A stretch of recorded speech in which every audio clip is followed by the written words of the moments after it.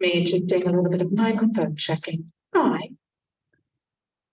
Does that sound all right at the back? Yeah, wicked. What about this guy? Oh, okay. If at any point you can't hear, just give away because then I'll know to adjust.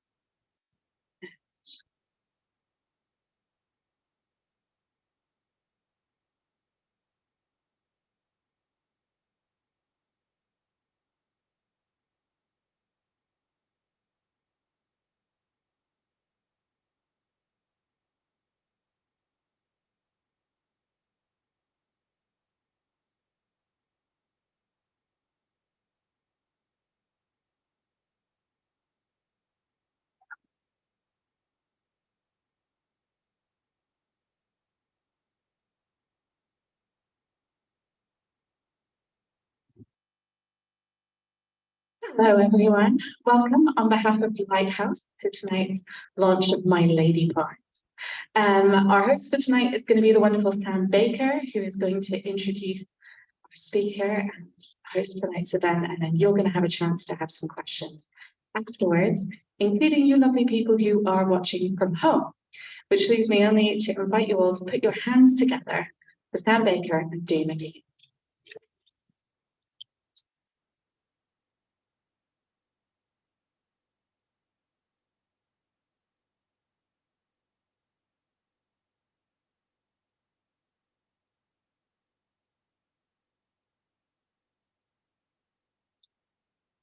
Get in right.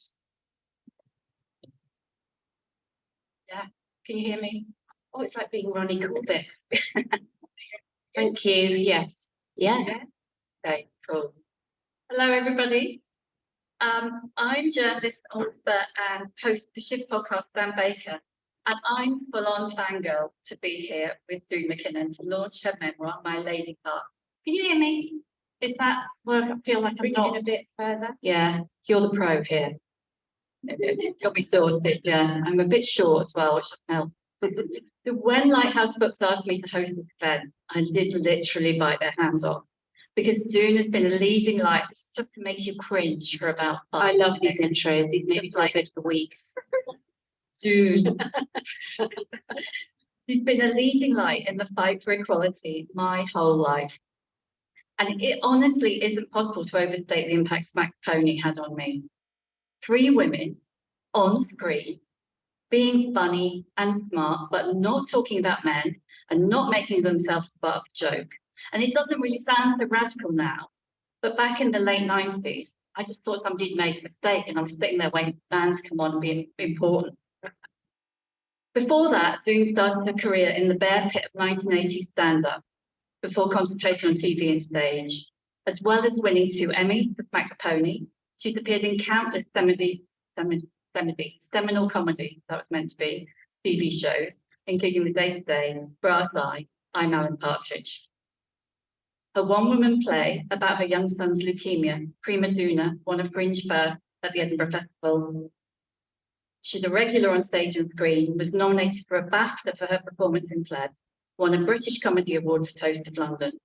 And when she left her role as Kathy after 5 series of 2 Doors Down, the internet had a massive meltdown. I'm coming back, by the way. Yeah. I am back. We've shot it, so yeah, relax. The internet's very excited about that. Yeah. Funny, enraging, and really bloody angry. My Lady Parts examines sexism and the patriarchy through the roles Doon has been expected to play. The hot lesbian, the desperate cougar, the stupid tar, the hag, amongst others. It will make you choke on your coffee, and I guarantee it's going to make you want to punch a wall. It might be Doon's first book, but I'm pretty sure it's not going to be her last. Although I feel pretty sorry for the person who had to type up 90,000 words of pure longhand. Really, seriously. Welcome to. Thank you so much. I feel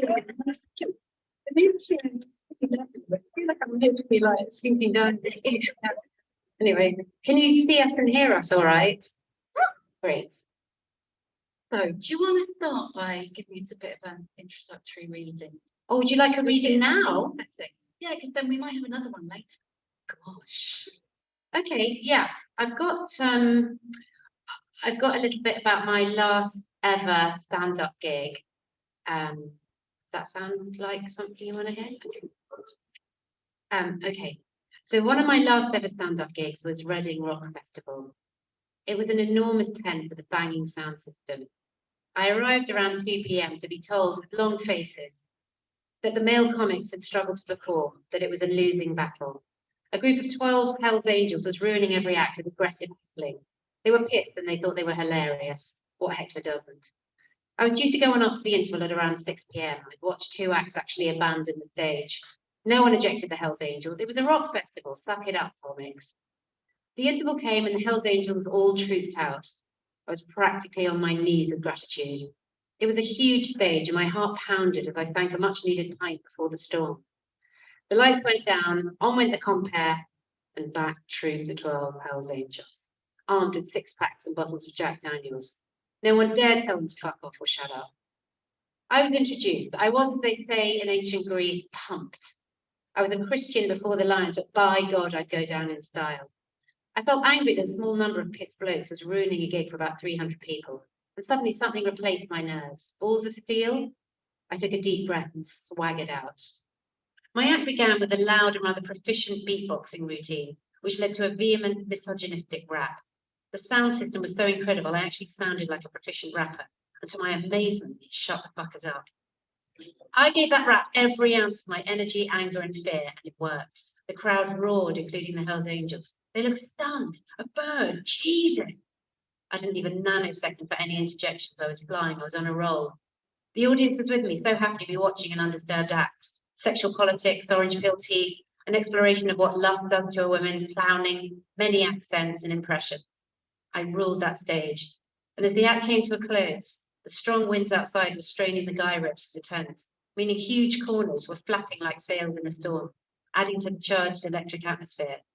I reached my final punchline and a whole section of the tent lifted and flew free to the roars of the audience. Thank you, Reading, good night! I'd blown the tent away, literally. I realised it would never get any better than that I didn't want to do it anymore. I wanted to take my armour off. It's not that every gig required this amount of chutzpah or balls of steel. It's that I began to feel that it was only one part of performing, a rather aggressive fuck you part. Yes, funny, inventive, sometimes hilarious, but limiting. I longed to have more subtlety, more range, more vulnerability. In short, acting. I felt worn down by it, needed to spread my wings. I'd grown tired of the macho culture of stand-ups, the boys' club banter and competitiveness, and always being the only woman on the bill. So I decided to take a theatre job and have a break, whilst also subsidising myself in the bright, well-paid world of TV and the safety of someone else's script. My career at the time constantly veered between the two. My first theatre role was Helena in A Midsummer Night's Dream at Birmingham Rep. As I waited in the canteen queue on my first day of rehearsals, someone slowly but firmly stroked my backside and murmured, nice ass.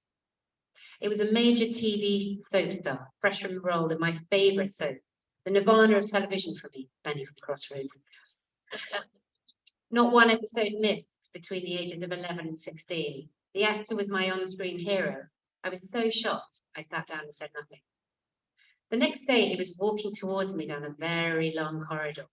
My instinct was to run, but I held my nerve, and as he got level with me, I grabbed his crotch and said, nice bollocks. He never spoke to me again.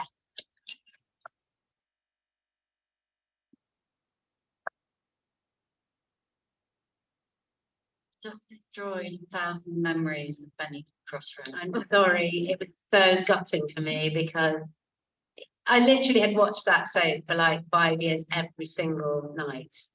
And today I was on Women's Hour with a woman who's setting up a body so that there can people across the entertainment industry have got a place to complain, a kind of new authority across music, TV, film, and theatre. But it's not just that; it's just kind of everywhere. You can't just put a person in there and say, oh, can I phone up and make a complaint? It needs to be, I feel it's a watershed time where everyone has to come forward and say what's happening to them.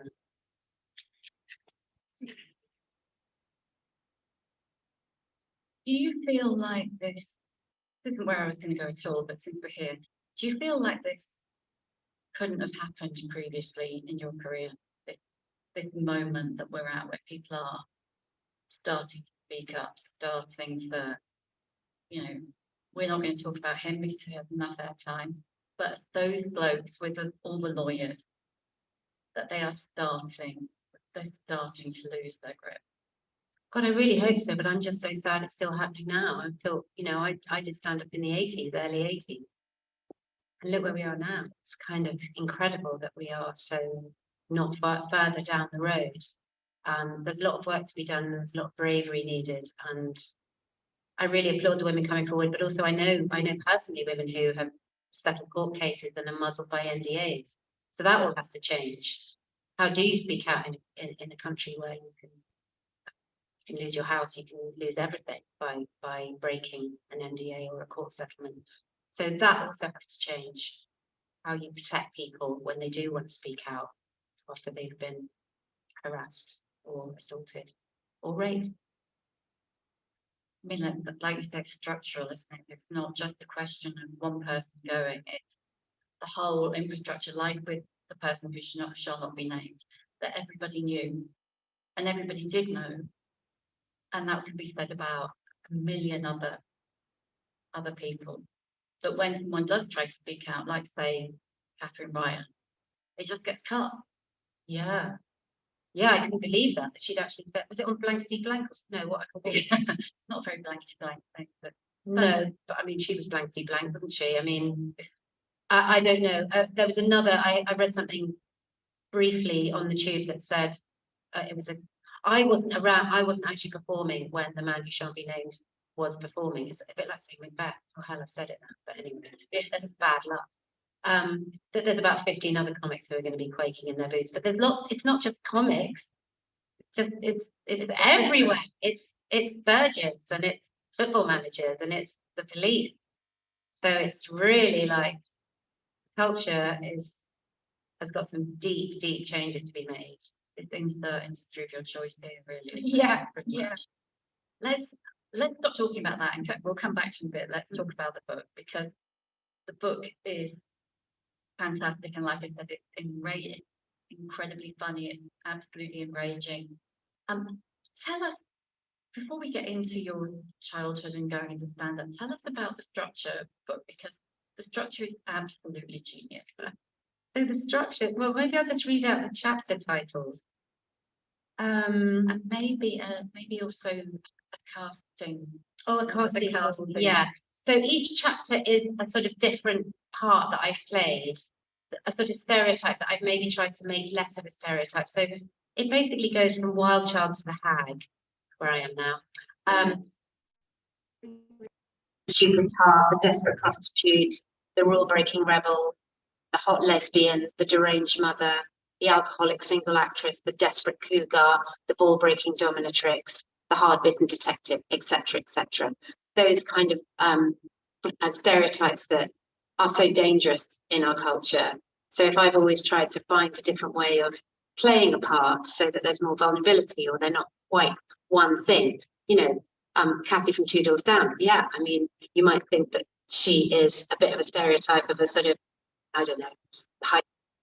But actually, the thing that makes her good is that she's other things as well. That she's vulnerable, and she's you have to break those stereotypes, and the way people write for women is very damaging.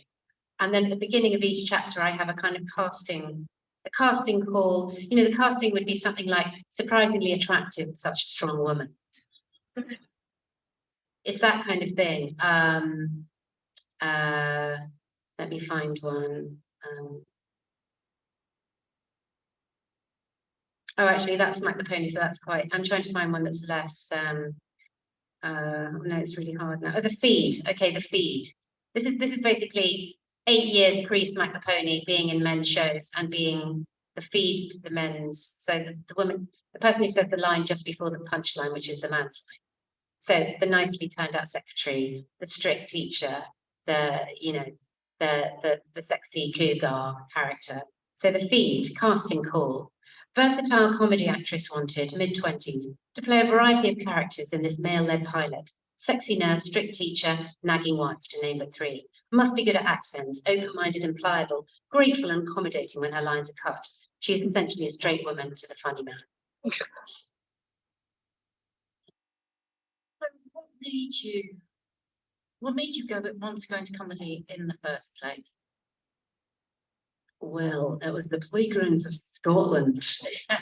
Aye, it was being brutally ripped from my soft southern comfort, and ending up at a state school in St Andrews, on the outskirts of St Andrews, and having my strange accent, which I have. I mean, I shouldn't have this accent, but and being a bit terrified and having to bring comedy into the playground to save my bacon. I remember sort of being pulled around a bit, and then going into Basil 40 and someone going, do that again.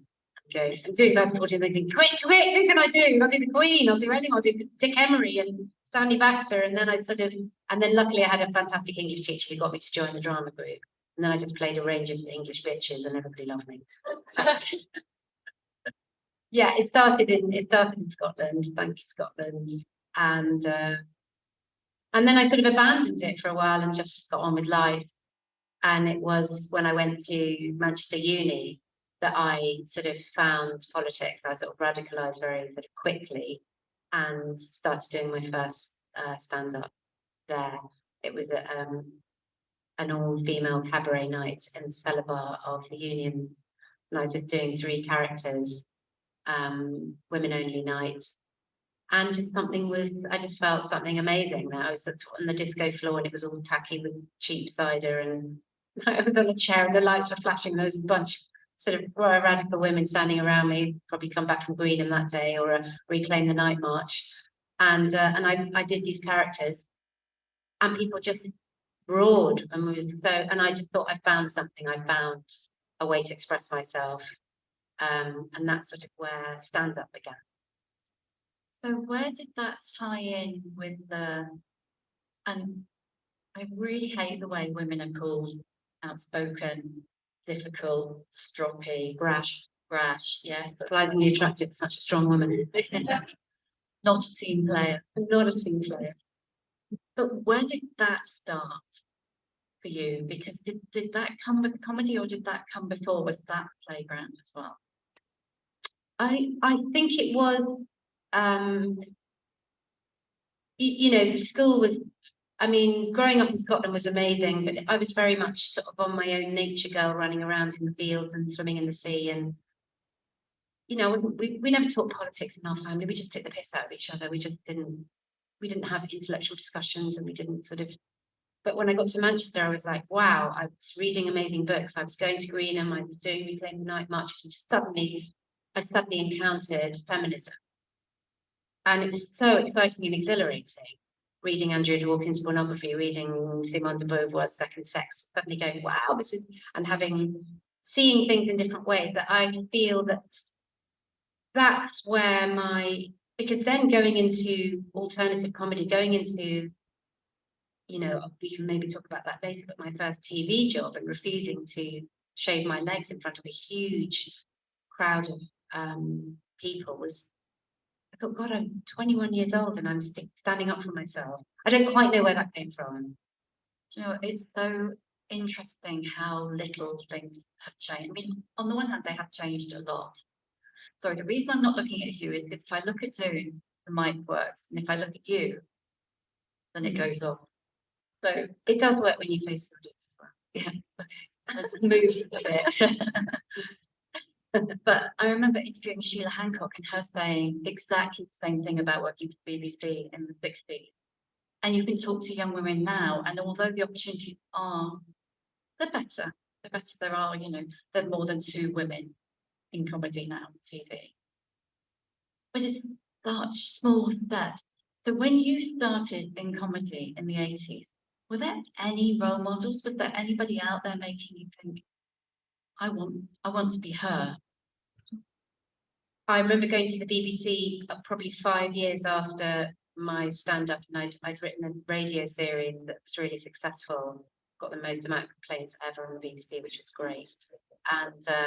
And pitching this really good idea to a producer, and him just turning to a picture of French and Saunders and going, got our girls, you know. So women were pitching ideas, but they had French and Saunders, whereas I think Frank Skinner had 7 pilots that were failed, and he was given another chance and another chance, and we were pitching ideas and nothing got picked up.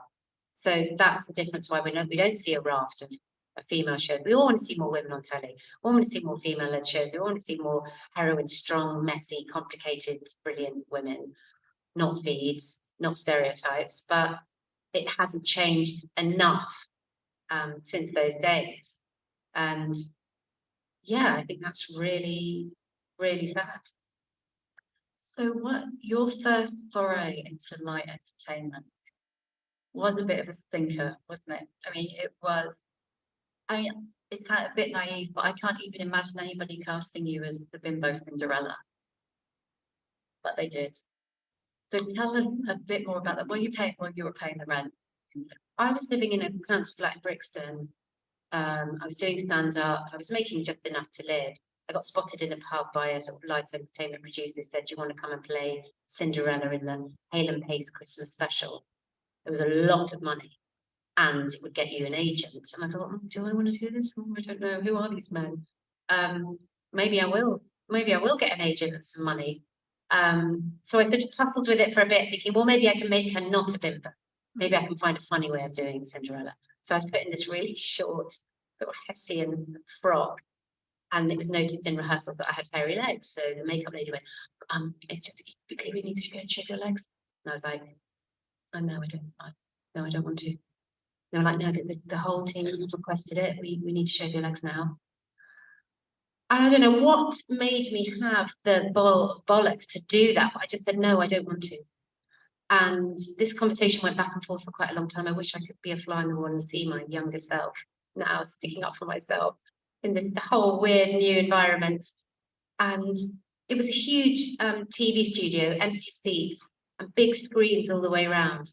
And as I walked back up onto the stage, I noticed the camera crew who had been passing around porn knives zoomed in on my legs and beamed my legs up onto all the screens and started singing, "Gillette, the best a man can get."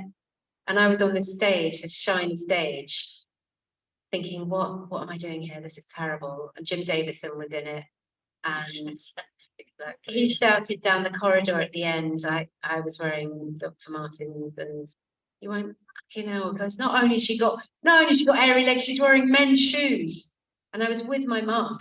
And it was just such a horrible thing. So maybe if that body had been there, the one I was on Women's Hour today, I would have gone, I had a really bad experience on this TV show, but it just was something I just thought, right, I need to get out of this world. This was supposedly getting more alternative. But yeah, that was my first experience with light entertainment. But I did have enough money to live on for about 6 months, but I got an agent who I then ended up firing because she didn't support me when I was sacked from a job. So, you sort of deciding what jobs to take and what jobs not to take have meant that I've been quite poor for a long time because, that's trouble, isn't it? It's like having the guts to stand up for yourself, but you are constantly making that decision between paying the rent. Yeah. Especially once you've got kids. And your career. It's like when you talk about in the book about getting the opportunity to go to Hollywood, with Hugh Laurie when you were pregnant. Yeah, I mean, are there opportunities that you turned down that you kind of is there anything you wish you'd taken or anything you wish you hadn't taken? Presumably loads of things you wish you hadn't taken. Not loads of things I wish I hadn't taken, which is good. I think I did a panto in Glasgow that was utterly hideous. I wanted to kill myself. That's quite funny. Is that in your hag years? Yes, it's the hag. Yeah, that was really bad. I had to change the lyrics to some of the songs, which were, "You're just too good to be, you're just too old to be true. I think I'm going to spew." The Wicked Queen, yeah.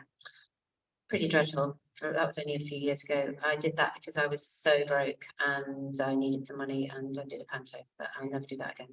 I don't mind doing a panto with a bunch of my mates if it's kind of alternative and interesting, but like maybe Hackney Empire or something. But I did it for the wrong reasons. I did it just for money. But sometimes you've got to just do stuff for money.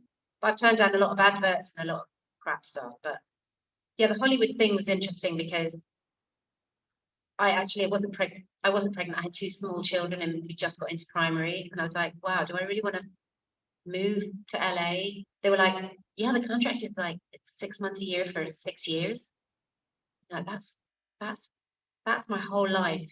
6 months here, 6 months taking them out of school, bringing them back. My husband coming with me. It was just, I just thought no. And it was just me and Hugh. And then, you know, he left his kids here with his wife. And so there we are. It's the decisions you make as a mother with your career, because there's not enough childcare, there's not enough money for childcare, there's no creches, there's no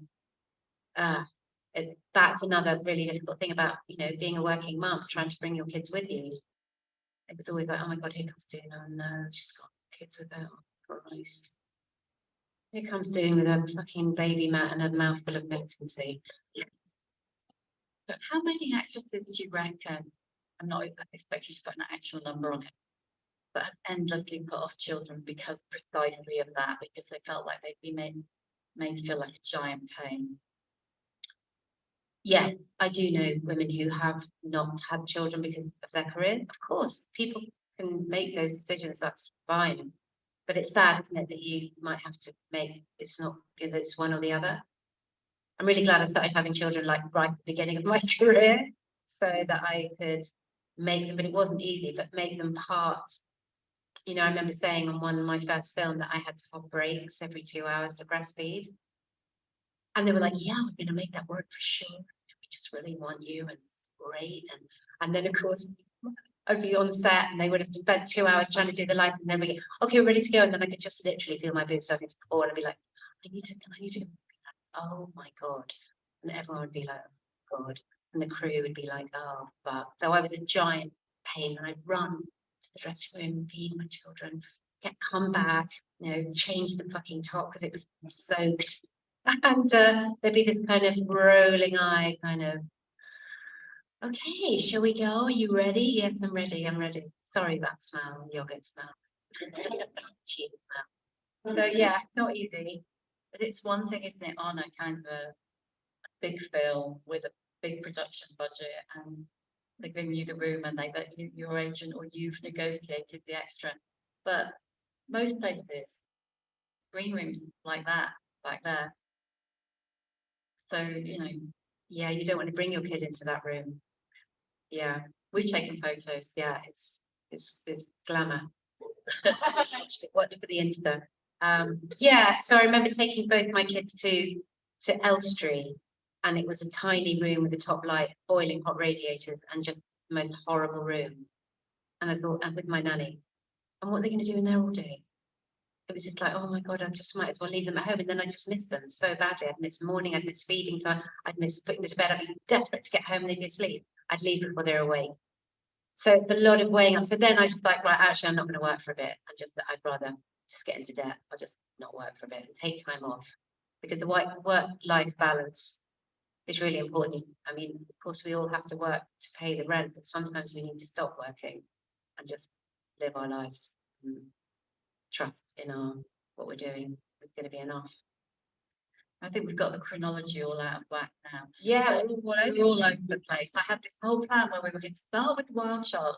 We're going to work all the way through, but it hasn't happened like that. that's good. We're not perfect. Tell us how Smack the Pony happened, because you had been, you know, alternative comedy must have looked like it was going to be the answer. And there you were, just being the feed to Rob Newman and David Baddiel. So what was it like when the opportunity for Smack the Pony came around? Weirdly, I had pitched the idea of an all-female sketch show to the same producer a year before, and it's been turned down. Strange. And I was really, really upset about that, because I thought this is, and I'd had the idea for video days of women sort of talking to camera. And I was just like, well, how can you fucking turn this down? This is really good. I've got 2 other brilliant actresses, not Sally Fiona, different. Anyway, it was turned down. I was really upset. I was getting involved with, I was adapted Jane Austen's Emma with a brilliant Scottish writer called Martin Miller, novelist. And we were going to do it at Edinburgh.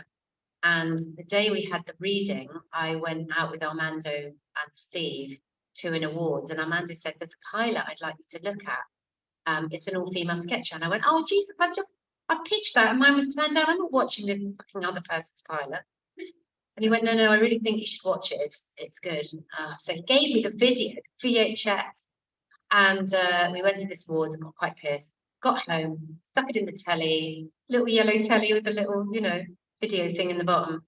And I remember watching Sally being a traffic warden who was very lonely, just like gate crashing things like funerals and pretending she was friends with the person who died. And it was just the most weird, surreal, and extremely funny.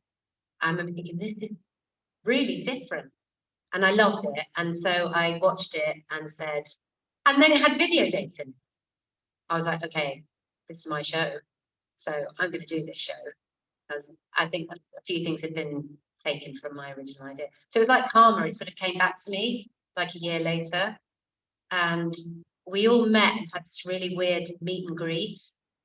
And I remember thinking that Fiona, who's dark-haired Fiona Allen, just really hated me because she didn't think that 2 dark-haired women would just be like the same. Why did they get someone else who looked really, really differently? She was very pissed off that I was in it. And it was really difficult at the beginning. Sally was like bouncy, sort of puppy girl. And then eventually we all, sitting in a basement, rehearsing, filming our improvisations like we did in the day-to-day. The marvellous Dave Schneider is here from day-to-day. He's got a mask on, so you can't mob him. But that's how we used to do it. We used to film our improvisations, and then that would be distilled down to comedy, and we would do that with Smack the Pony. And it was just such a joy to be, we would sit around and talk about what had been happening to us for hours. And then we would just improvise something from our lives. And I think why it was so good is it just took such a long time. We didn't have a team of writers. We did have sketches sent to us that had been rejected by Mel and Griff, like male double acts. So it'd be 2 male bomb disposal experts or 2 doctors, and we just changed it and we made the funny woman the straight one. We played feeds for so long, we made a person sort of looking at the bomb disposal expert, but knowing he was doing it wrong, she was doing it wrong, funny one.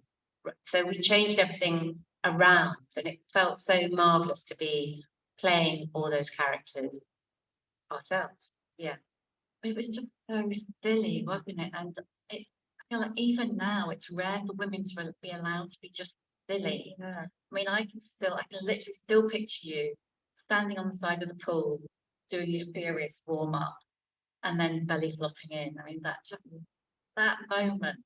That was the first sketch of the very first day. I remember it being really nerve-wracking because we got the whole thing done and we were filming and we were like, oh my God, it's happening. And I had to do that. And we never rehearsed it. We would always just do it. And I did the sort of limbering up and then the belly flop. And no one laughed. It was like none of the crew laughed. No one. I was like, oh, that was awful. That's embarrassing. And we felt that the whole way through. We just thought, we are shit. We're shit. It's a joke. Because none of the crew, because there's no punchline, so the camera just rolled off. We never had an ending. You'd be like, oh, we'll find something on the day. And you're like, oh shit. And the crew were like, what the hell? That was really, and when we watched it being played back, we snuck into the BBC Radio Theatre where they were playing it and they were recording. If you notice on Smack the Pony, there's very light laughter in the background. And because they recorded real laughter and they cut the sketches that nobody laughed at. We were like, oh my God, that's my favorite, the tennis one where I'm wearing high heels. They were like, no one laughed at that. We watched it and we were like, oh my God, people are laughing. And we were elated because it had been packaged in a really interesting way, the house style, the grading, the colours, the producer was really, really, talented. And so were we. Thank you. It's so popular. Why does it only last 4 years? We were exhausted after 4 years of sitting in a basement. Exhausted. We were like, we need to go and do some other shit. This is enough now.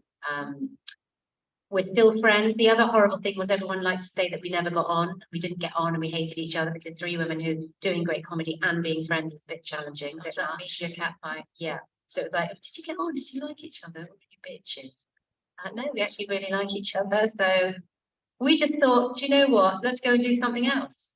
And we did go off. And then about, you know, they didn't have kids at the time, I did. And between us, we then had 9 children between us. We came back together. We went, should we do it? Should we? Because everyone was like, when are we going to do it? We need another smile. You've got to do it again. You know, constantly. I get that all the time. I get that almost every day. You're about to go again. Yeah, exactly. What can we do to make it come back? And what can we do? Well, we can't because we pitched it. We pitched it to, I think, about 3 different execs. When? And I remember, like, this was, yeah, I mean, 10 years ago. No, do it again now. Now is the moment. Now's the time. And they just, it was weird. I remember sitting there thinking, they just think we're too old. That cannot be anything else but that. What else is it? But we've got Emmys, we've got awards, we are funny. Why is this not being picked up? But now it would be radical. It would be as radical as like, wouldn't it? It would be. I know, but it's a bit like second out. It's very hard to create. It was so of the moment. It's very hard to. It would be like us going on tour like the Bee Gees or something. It's sort of really hard to create. Can you imagine if it just was a bit. It would be awful if it didn't work. Do you know what I mean? We would love to do it, but I think the time has possibly passed. I know it's really sad. Very sad. I know. I never know. Who knows? It's very popular. It's very popular. We can't just keep watching those episodes on YouTube forever. You might have to. You might have to just send it round and round and round. I want to completely change the tone now and talk to you about the portrayal of women in crime dramas. When was it that you first became really uncomfortable about the way women were portrayed in TV crime? God, that's a really hard question because I did do a terrible Robson Green Wiring with Blood. Do you remember that? Anyone? Yeah. And again, I was really broke at the time. My friend was in it. We were to play lesbians. We thought we're going to have such love. Let's do it. And it was a lot of money. And I'm thinking, oh God, come on. And that story, I didn't really pay attention to the script. Big mistake. Big mistake. But it wasn't, you never saw violence. You didn't see the violence. But what you did see was my friend who was brutally murdered on the slab. I had said no nudity. She had not specified that. So I had a horrible experience where we were in the sauna, we had to be kissing, and we had given these tiny towels, like, you know, micro towels. And the director came up to me and he went, so when you leave the shop, can you just drop the towel? I went, well, no, because I've got nothing on underneath. No, but just drop it when you leave. We won't see anything. So I said, well, why must I drop the towel? Can you just drop the towel? I'm just asking you to drop the towel. And and this went on for a long time, and it was I remember actually sweating. Crew were all standing around looking really pissed off. This is the difficult thing when a young actress would just cave, and then forevermore her breasts would be on, or her whole, you know, she'd be naked on the TV in a middling, you know, ITV crime drama forevermore. So I stuck to my guns and I didn't drop the towel, but it was a horrible, and he was really horrible to me after that as well.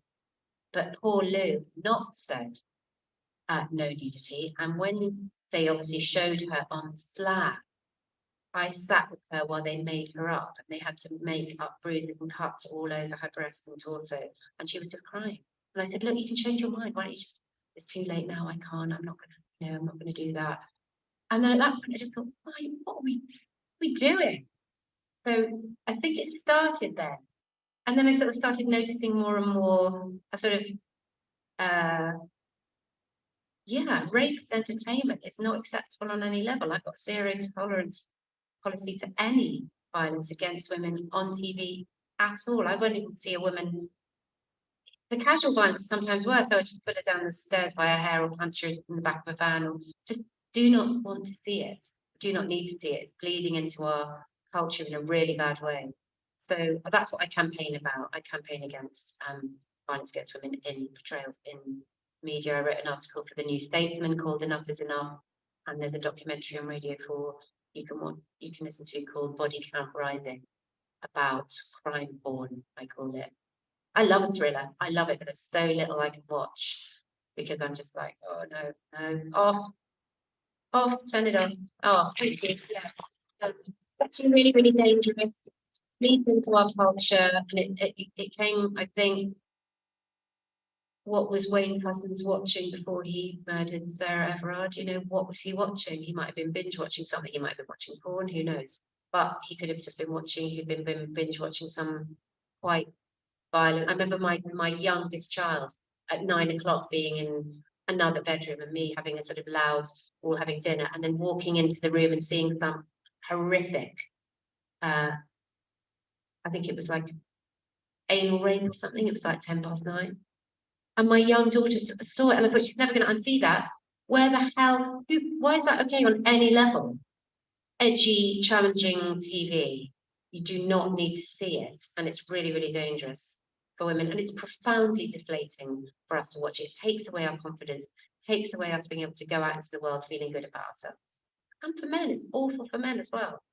It's not what we want to be watching. So I've been up in so many sort of hardened cop, detective, you know, she's got a bit of an alcohol problem, you know, things aren't going well with the old man, and she's a bit of a hardened old bitch. And you go, oh God, another cop show. Okay, great. And how many of the stories involve violence against women? Oh, 5 out of 7 stories. Five involve women as victims on slabs, being chased. That has to change. It really does. Have you done any crime drama since? No. I'd be loaded. I'd have a house now. I mean, do you? I mean, I do have a house, but I do. I don't live in the woods. What do you think about roles for older women and how they've evolved? I mean, I think probably even just 10 years ago, it would have been well, we've got Meryl and we've got Judy and Helen. We don't need any other. Do you think that's improved at all? The last thing I was offered was a non-speaking ogre, curvatured spine, palsied. I think older women, you never see older women portrayed in a sort of complicated, messy, sexy, older woman way. It's either it's stereotypes, and they tend to use the same actresses. I love the fact that, you know, certain actresses like Frances McDormand have had nothing done to their faces. They just look like themselves. But so many older women have succumbed to the knife and the fillers, so they just look bizarre. Just think, oh, who's that? Oh yeah, oh, just that. Who is that? And it's such a morph into one. So that's a dangerous thing, because that's not a real aging. We don't see aging faces on the screen. So there was a brilliant thing where a man complained of, it was an opera, and it was an older woman, and he went, "You're making frightful, disgusting makeup." She went, I wasn't wearing any makeup. That's my face. That was the FT review of an opera this week. Financial Times reviewer of a woman who just didn't have any makeup on. He just said it was disgusting, frightful. Because that's how older women are seen, disgusting, hideous old hags.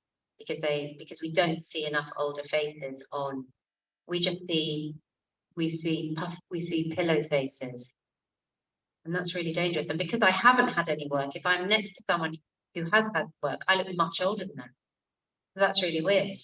So I look older than I should look, because the person I'm with could be 20 or could be 40, or they're just a pillow face. So that's the problem with being an older actress. Do you succumb to work, and then someone said, have work to keep working?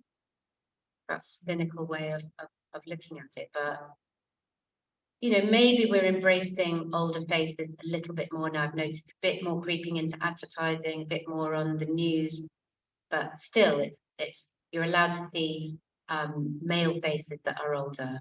You can have endless craggy heroes. You don't get craggy heroines. You got the man who's got problems, but the women are just like, oh my God, she's disgusting. God, couldn't she do something about her grey hair? Or I just think we're still very stuck in how we want to see women on screen. Well, it's like you get about 2 minutes between love interest and mother, don't you? Yeah. And like you're in your subject headings where you're talking about the desperate cougar and the ball breaking Dominic's, it's all still hot despite her age. Yes. And that last 5 minutes before you get offered the part of yoga. Yeah. Still hot. Awful. The word hot is awful anyway. You talk a few times about your legacy and the responsibility that you feel to younger actresses coming up behind you. Can you talk a little bit about that? I feel we've really got to safeguard the younger generation and really think about who we're passing the baton on to. There's so much anxiety and mental health going on with younger people, and not just younger people, but I feel a real responsibility to the younger generation to not mess with my face, because as soon as I do something to my face, I'm saying I don't like what I look like. If I don't like what I look like, they're not going to like what they look like. If they think they're aging, and we're talking about 22-year-old girls going under the knife, and I do think social media has quite a lot to do with it. So I just want to be a confident older woman, because I was very upset when Caitlin Moran said she had Botox because she felt sad because her daughter had was going through some problems. I thought, how sad do you need to be before you start messing with your face? And she's a feminist icon. I've been to see events with her when there's thousands of young women who are clapping. I felt so profoundly upset about that, because I don't think that's responsible to. And even the woman at Women's Hour, she's on the little pre-interview. She went, "You talk about not doing anything. Do you think you're gonna? Do you think that's gonna last?" Like, she didn't believe me. Like, do you think you're gonna cave? I went, "What? Well, speak to me in 10 years' time, love. When I've had a stretch." Or it's a bit. I do think we have a responsibility on that level, but also we have a responsibility to create more rounded and more complicated characters, more messy and more funny. It's good. It's good. Comedy can really hit. It can make a lot of points without it being too tub thumping. So that's why comedy is a great way of changing minds. Hopefully. I've got a million more questions, but I should give you an opportunity to ask them. So, has anybody in the room got a question? Yeah, you desperately want to go for it. Can you have a yell? Yeah, you're going to have to project.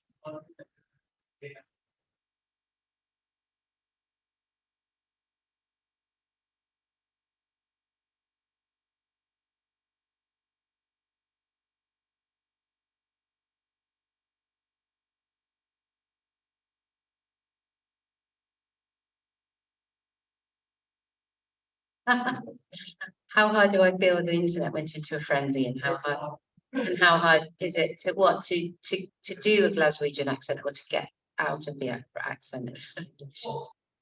I'm not on any social media, although I lied just then. I've been on Instagram for about 2 weeks for the book. Yeah. So that's just started 15 years late. So I didn't know anything about the internet frenzy, about Kathy leaving Two Doors Down. I was just completely, I had a few friends going, everyone really is going to miss you. So I didn't know about that. And regarding the Glaswegian accent, I used to stay in character the whole time, because the accent is so particular, and I didn't want to have even one word that was wrong. I can't be talking on set as Kathy and then go, "Hello, darling, you're doing some pesto for dinner." I'd have to stay in character the whole time. But because I had a year off, when I came back this year, and we just finished doing 6, I suddenly thought, "Oh my God, I'm just shit. I don't believe a word I'm saying." So I then had to go back and just stay in character. Oh, it's quite a disappointment when you hear my real voice, isn't it? It's really profoundly deflating. No, it is, don't lie. Because at the end of the first series, I'd stayed in character the whole time. We went to the bar, and some of the crew went, "Well, what do you want?" And I went, "A gin and tonic." And they went, "Is that how you talk?" And I went, "Yes, it is, I am." And so people were very upset. And as that happens on the streets of Glasgow, people are like, Kathy, oh, you're me, you, I love you, you're amazing. And I'd be like, thank you so much. And their face would just be like, oh, holy fuck. My hero would never meet your heroes. Yeah. So it's like on a level with you weren't seeing it because you weren't on the internet, but the internet went nuts when they discovered that Sarah Lancashire was Southerner. Because when she got an award at the TV Awards, the Lifetime Achievement, she went up to accept it, and they all thought that she was Happy Valley. Right. But no, she's. Yeah, I haven't had an award for Kathy yet. So that hasn't happened yet. Yes, so it's because I'm English. It's a fucking conspiracy. You might have to accept it in the right accent though. Yeah, I think I will have to, won't I? Any more questions? There's a couple online while go people for it. in the room warm up. The first one is from Jen. I'm interested in hearing your take on crime and violence on screen. Does that translate to what you read or other culture that you consume? Absolutely. I don't read. I love thrillers. I used to love horror films as a kid. It's a real shame because there's so little I can read. I don't read crime fiction. Yeah, it does. Having said that, if art is violent for the right reasons, if there's a political message in paintings, like say Paula Rego and all her abortion paintings, then I'm really pro. You can really, violence can unsettle people in a good way. Rage is good. Rage can create amazing art. So it's just particularly violence against women in probably more film and TV and books than art, perhaps. Like the rape of Lucretia, I just can't look at it. I wouldn't. It's different when you're looking at a painting, isn't it? Mm-hmm. Why do you think that sort of crime novel, true crime, is so popular with women? Do you know, it's interesting because quite a few women have said to me after reading Enough is Enough and listening to the documentary and listening to me talk that they're not watching it anymore. That one girl said, "Yeah, I'm really, don't know what to watch at night." So I ended up watching a documentary on squirrels. I was like, "I'm really sorry, I've ruined it for you. You're your Scandi nights in with your Merlot and your rape." So I just think it's a question of thinking, what am I watching? What's it doing to me? Do I feel good at the end of this? Do I feel a bit flat? Can I sleep? Is it coming back to me? Am I seeing things repeatedly in my head that are unsettling me, making me anxious? So it's just good to think about it. Whether you watch it or not, I'm not going to judge you. It's just worth thinking about what you're just gorging on, because it's not particularly good for your head, perhaps. Yeah. You've got another one. Yeah, I've got another one from Tony. I'm really looking forward to getting stuck into the book. I enjoyed Sam's podcast, The Shift, and I wondered, Doon, if you cover the menopause in your book and how you navigated that in TV. I didn't plant that question. Oh, wow. I'd love to talk about the menopause for 17 hours. Well, when you come on the podcast. Yeah, I will. Yeah, of course. I don't talk about the menopause in the book. I do talk about my children. One of the low points of my life, my kids taking me into the garden, and I was wearing sort of ratty old dressing gown, and I was literally I was kind of having a breakdown through my son just having to get out of hospital, divorce, my dad dying. I was just hanging on by a thread. And I had the menopause at the same time. It was like the most massive clusterfuck. And my kids said, Mum, we need to come to the garden. So I remember going out to the garden, you know, and then going, we think you need to be on medication. I think you're in the menopause and you need to be on medication. And I remember a flash of sort of compassion going in front of my son's face before they just looked at me like, you're mad. You're literally mad. Because I'd just taken the Xbox and smashed it onto the front step, which was annoying because I had to then buy a new one. Yeah, menopause is a whole symphony to be navigated, and I would love to come and talk to you about it. Totally. You say when you're old. Yeah. Please sort it out, Ashley. Any more questions in the room? Must be low. Oh, okay, your mate's got one. Okay. Good.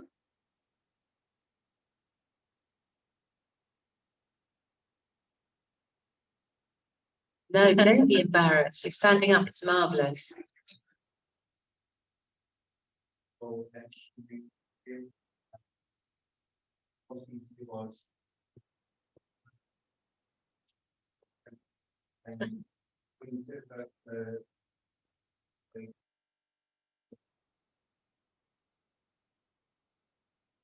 Yeah.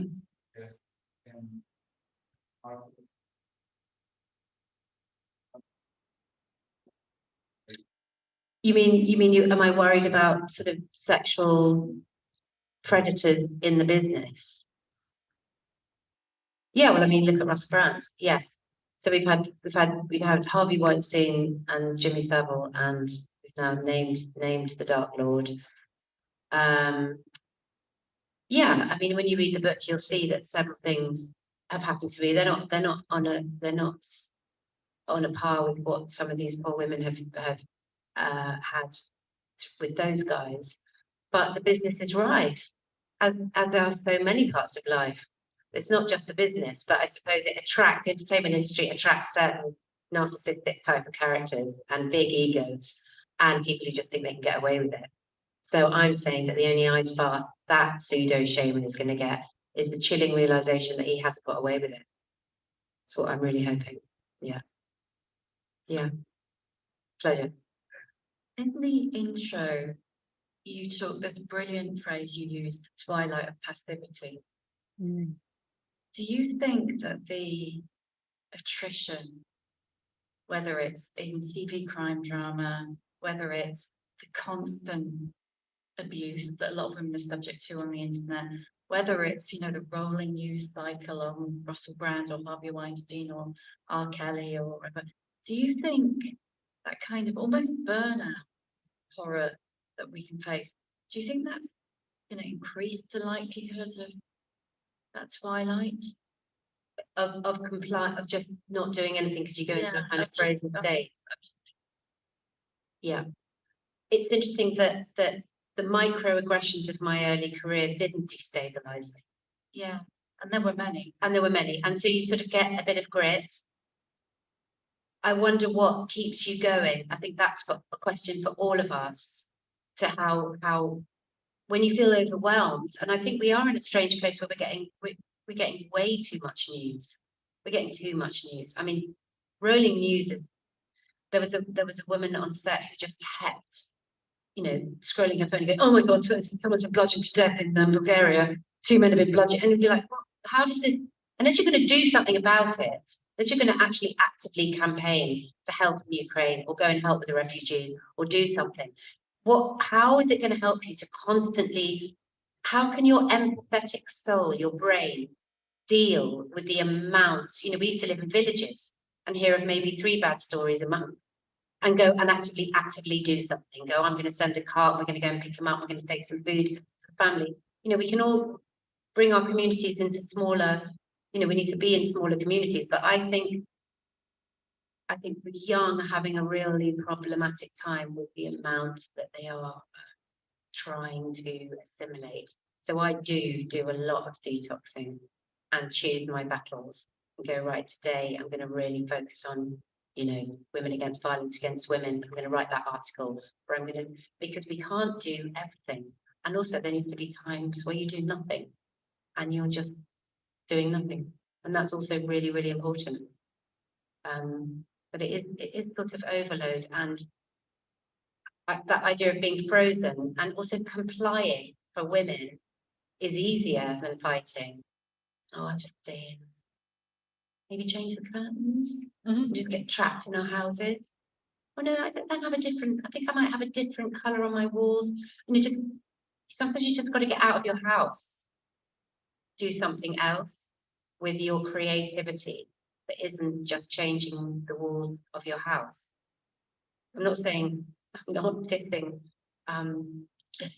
design, people to call interior designers on any level, but we do need to find ways to be, you know, put our anger, or put our, if we've been affected by microaggressions, by thoughts, by you know, hearing stories. It's really, really upsetting. It's really upsetting. What do you do with that? It's good to have a big heart. It's good to have an open heart. It's good to cry at hearing stories. If there are too many stories, it's just going to not stop crying. So how are you going to get on with creating and doing something positive, and also feeling joy? Because the world's also, I think we're at a really exciting time. I think we're at a bit of a watershed time where people are coming forward and saying enough is enough. That's what I'm hoping. That people are going to come forward out of lots of professions, and because until there's equality, we are broken. We're just broken.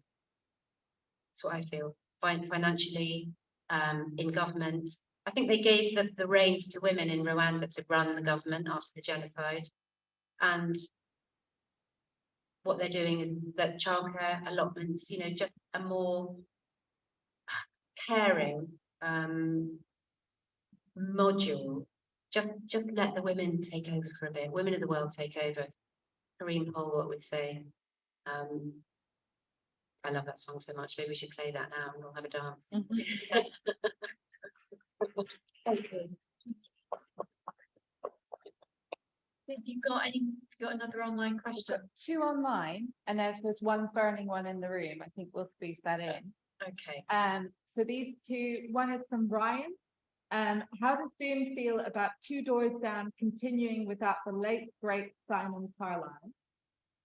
It's completely heartbreaking for me. He's my friend. I absolutely loved him. Can't believe he's not here. We're not sure if it's going to carry on. The live show's been cancelled. For anyone who doesn't know, the writer of Two Doors Down died recently, and it's written by two people. So we're hoping that Gregor will write it without Simon, but that may not be possible. So we won't be doing the live show, but we may be doing another series. So fingers crossed that we will, in honour of Simon, do that.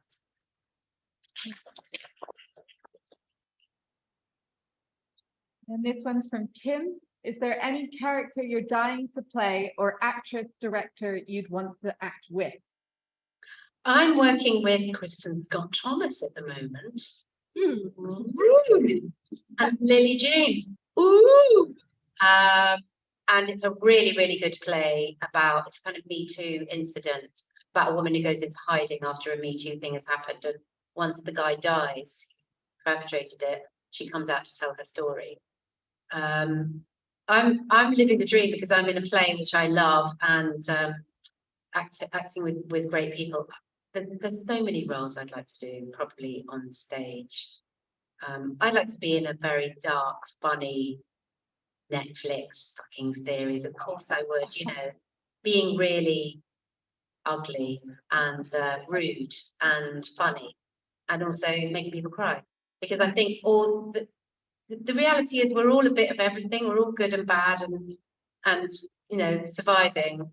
And to me, it's funny how we do survive, the strategies we use to delude ourselves that we're actually doing something good. There's too many roles that I'd like to play in theatre to even start. But yeah, I'm sure I will play some of them. I'd like to be in the Cherry Orchard. I'd like to do the Seagull. I'd like to do Streetcar, and I'd like to do Macbeth.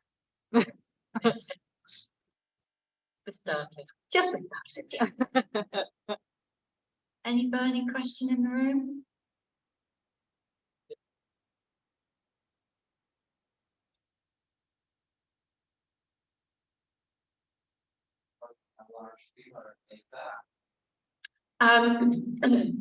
I love doing the Duchess because Catherine wrote it herself. It was about her life. And what was great was that I played a woman who was the ex, but who was the new wife, but who was actually just a really nice woman. So I've had a lot of feminists come up to me and go, I love your character in that because you're just nice. You're just a woman who likes women. You're not a bitch. You're not, I was funny, but I was a nice person. It was great doing that. What's difficult about Catherine is she's had a lot of work done. I think she's unashamed about that. She's proud of it. She loves, but again, it's difficult for me. On the first day, Catherine comes, she's got amazing outfits. She's got the perfect face, not a single line, not a blemish. I'm in a leather jacket standing on the top of a canal boat, and I turn around and I'm like, I just look like 180. I was like, oh, that's not fair. That's not fair. That's not fair. I look so old. But you know, then I go home and have a word with myself and go, well, okay, I haven't. Yeah, but I think it's quite an empowering role because I'm basically a nice person, and that's quite rare. There's not a stereotype of just, but not sort of asinine and sort of boring, you know, feisty, but a kind person. So yeah, it's a good experience, really good. Sadly, it didn't get picked up again.